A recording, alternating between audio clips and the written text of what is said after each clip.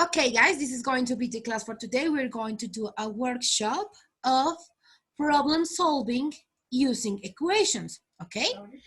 You're going to solve these 5 points. I'm going to read it all for you. And I know you're going to have a lot of questions, but that is going to be after we read it, okay? Okay, A. How long is gonna be a rope if its first part is 200 meters long? B. Juan has $4,000 and Rosa has $350,000. Both of them buy the same book. After the book, Rosa has 5/6 parts of Juan money's left. What is the price of the book? C. Find 3 consecutive numbers whose sum is 36. D.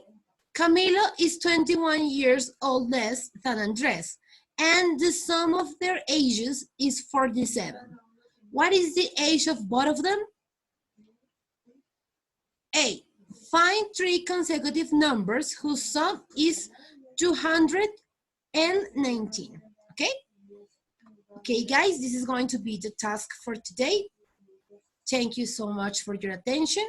You're being so kind, and good luck, because you're going to need it.